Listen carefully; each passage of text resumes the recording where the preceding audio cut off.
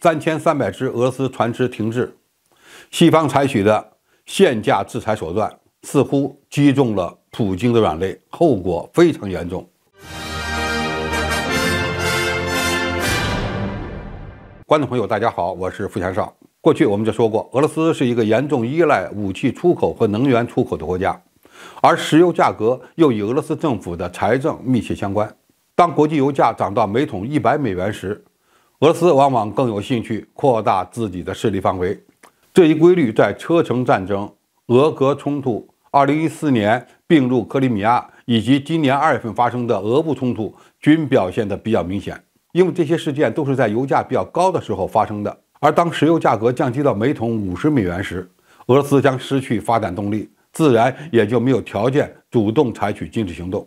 所以，西方为了打残俄罗斯的战争潜力，一直想通过压低石油价格来达成其目标。但是，拜登让沙特阿拉伯和欧佩克增产石油的努力失败了，得到的反而是从11月开始的减产计划。这意味着石油价格将会上升，直到欧盟在美国的协调下推出了对俄罗斯石油限价每桶60美元的制裁法案，这一压低全球石油价格的趋势才有所呈现。欧盟的玩法是拒绝给价格高于每桶60美元的油轮提供保险服务，这一招真的够毒的，它击中了普京的软肋。据外媒报道，自从这项制裁出台后，已经有超过3300艘俄罗斯的船只无法正常运营，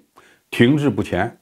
这些船只聚集在土耳其博斯普鲁斯海峡周围，堵塞交通，还有一些在俄罗斯港口城市弗拉迪沃斯托克周围闲逛。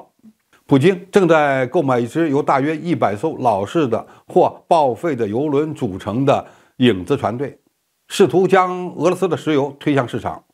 但这不足以支撑俄罗斯经济，只能卖到那些不考虑保赔、不需要保险的港口和走私市场。在土耳其伊斯坦布尔的博斯普鲁斯海峡，所有船只都必须检查其保险和赔偿范围，才能允许通过。这对俄罗斯的海上运输是一个实实在在的打击，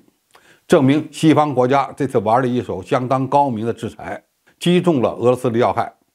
这一新的做法所造成的后果和影响，值得相关人士密切关注。保赔协会是专门从事开放式高风险索赔的海事保险集团。保赔保险是所有重型货物和集装箱船运输的刚性要求。欧洲保赔协会不能再为价格高于每桶60美元的俄罗斯油轮提供保险，而俄罗斯又不愿意将石油价格压到60美元以下，所以运输俄罗斯石油的船只在海上航行就不再保险了。如果出现极端情况，非常有可能在途中因为不可抗拒力而受损，比如被抢劫、发生大火等等。你也可以理解为，如果无法购买保险，国际货运公司的船只和其他的运输工具可能就不会承运俄罗斯生产的石油，因为他们不知道路上会发生什么。过去西方制裁的是俄罗斯的船队，而俄罗斯的应对办法就是通过马绍尔群岛和圣基兹注册使用方便旗。一些船东经常在不征税的国家注册他们的船只，使得美西方对一些国家的船只实施的定向制裁变得困难，而且往往是徒劳的。而针对海事保护和赔偿保险公司的最新一轮制裁，涉及最严重的灾难，例如生命损失、码头损坏和漏油等等。随着现代技术的发展，许多港口都拥有稳定的拖船和良好的港口引航员，事故率已大大降低，因此对这类损失的索赔非常低。然而，不管赔付率是多少，现在每艘船都必须买保险，这等于阻断了任何船只采用伪装身份的可能。2012年，欧盟拒绝向伊朗提供保赔保险，有效地在数小时内就停止了伊朗的全球能源出口。对俄罗斯来说，想通过正常渠道向欧洲出口石油，就必须将油价降到60美元，而这个价格不能给俄罗斯带来额外的利润。这意味着这次美西方搞的限价60美元的制裁法案，使俄罗斯面临沉重的经济打击。后续俄罗斯可能会更加依赖石油走私市场，但是这似乎无法弥补正常出口贸易所造成的损失。总体而言，俄乌冲突的真正战场可能不在乌克兰，而是在欧美与俄罗斯之间的经济战。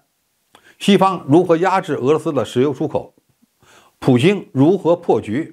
这才是我们下一阶段需要关注的。好，今天的评述就到这里，谢谢大家收看，我们下期再见。